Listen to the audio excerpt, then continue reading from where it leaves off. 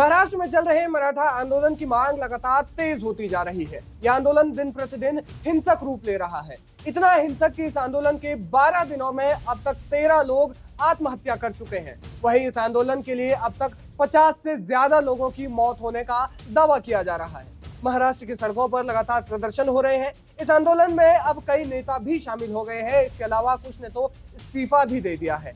आपको बता दें कि मराठा समुदाय को आरक्षण के लिए शिवसेना के उद्धव ठाकरे गुट ने संसद का विशेष सत्र की मांग की है। शिवसेना यूबीटी के लोकसभा सांसद ओम प्रकाश, राजे निंबालकर और राजन विचारे ने इस संबंध में प्रधानमंत्री मोदी को पत्र लिखा है। हिंसा के चलते राज्य में कुछ इलाकों में कर्फ्यू की स्थिति बनी हुई है, तो वहीं कई इलाकों में इंटरनेट सेवाएं बंद है। आपको बता दें कि सुप्रीम कोर्ट द्वारा मराठा आरक्षण को असंवैधानिक करार दिया जा चुका है, लेकिन क्यों, ये हम जानेंगे आगे। इसके अलावा सवाल ये है कि आरक्षण की ये मांग इतनी हिंसक क्यों बन रही है और इस आंदोलन की मांग कब से चली आ रही है। इन सभी सवालों के जवाब आज हम इस वीडियो में जानने की कोशिश करेंगे। अब यूं तो इस आरक्षण की मांग 42 साल पुरानी है, लेकिन इसकी नींव पड़ी थी 121 साल पहले, साल 1902 में। कैसे, समझते हैं।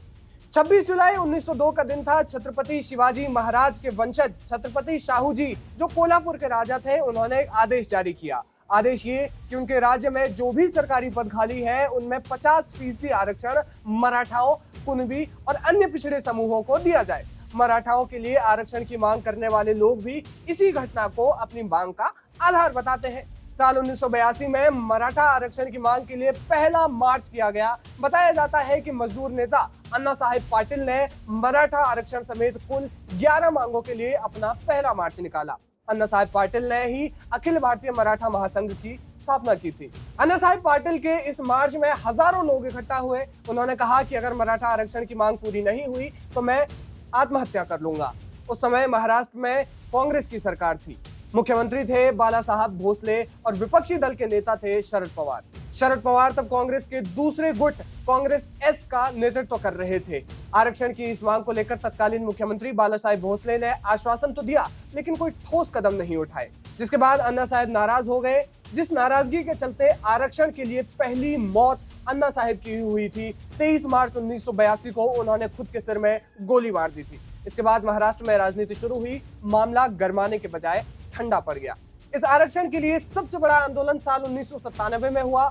आंदोलनकारियों का कहना था कि मराठा अपर कास्ट नहीं बल्कि कुणबी है। कुणबी को खेतीबाड़ी करने वाला समुदाय माना जाता है। इसके बाद महाराष्ट्र के पूर्व सीएम शरद पवार और विलासराव देशमुख ने मराठा आंदोलनकारियों को समर्थन दिया। इसी समर्थन के बाद अगले कई सालों में कई राजनीतिक दलों ने इस मांग को समर्थन दिया। 25 जून साल 2014 में महाराष्ट्र के तत्कालीन मुख्यमंत्री पृथ्वीराज चौहान ने मराठा आरक्षण की मांग को संज्ञान में इस संबंध में एक प्रस्ताव स्वीकार किया। इस प्रस्ताव के तहत सरकारी नौकरियों और शैक्षिक संस्थानों में मराठाओं को 16% आरक्षण दिया जाएगा। इस प्रस्ताव में कहा गया कि सरकारी नौकरियों और शैक्षिक संस्थानों में मराठाओं को 16% आरक्षण दिया जाएगा। लेकिन 5 महीने बाद 14 नवंबर को बॉम्बे हाईकोर्ट ने 16% आरक्षण देने के इस फैसले पर रोक लगा दी। इस मामले में फिर से 30 नवंबर 2018 को महाराष्ट्र विधानसभा में 16% मराठा आरक्षण का प्रस्ताव पारित हो गया। लेकिन फिर इसमें खेल हुआ। खेल ये कि 3 दिसंबर 2018 को इस प्रस्ताव को बॉम्बे हाईकोर्ट में चुनौती दी गई, इस आधार पर कि यह आरक्षण सुप्रीम कोर्ट के उस फैसले का उल्लंघन था जिसमें किसी भी राज्य में 50% से ज्यादा आरक्षण नहीं दिया जा सकता।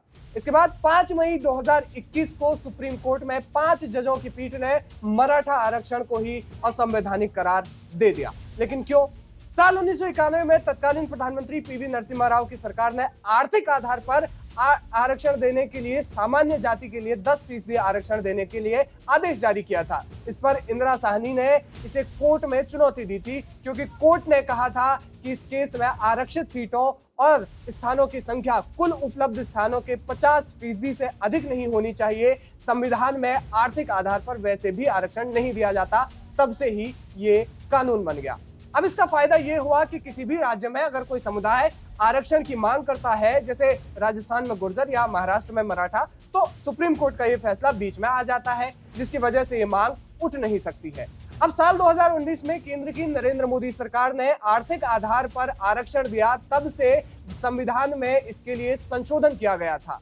इसके बाद देश के सभी राज्यों में आरक्षण की कुल सीमा 50% से ज्यादा निकल गई। ऐसे में कोर्ट में यह दलील दी गई है कि इंदिरा साहनी के केस में सुनाए गए फैसले की समीक्षा होनी चाहिए। अब क्योंकि इंदिरा साहनी के केस में 9 जजों की बेंच ने फैसला सुनाया था, तो इस केस को रिव्यू करने के लिए 9 जजों से ज्यादा होने चाहिए। इसलिए मराठा आरक्षण की मांग में 11 जजों की संवैधानिक बेंच बनाने की मांग की जा रही है। महाराष्ट्र में मनोज जारांगे पाटिल और कई आंदोलनकारियों की मांग है कि उन्हें फिर से कुणबी के रूप में क्लासिफाइड किया जाए ताकि वे ओबीसी में आ सके और आरक्षण के लिए एलिजिबल बन जाए। यह आंदोलन लगातार हिंसक रूप ले रहा है, जिसमें अब सरकार का हस्तक्षेप बढ़ गया है। इस आरक्षण की मांग के लिए अब तक 13 लोग सुसाइड कर चुके हैं और कई लोग अभी भी भूख हड़ताल पर बैठे हैं। आंदोलन लगातार हिंसक हो रहा है और सरकार से इस मामले में विशेष सत्र की मांग की जा रही है।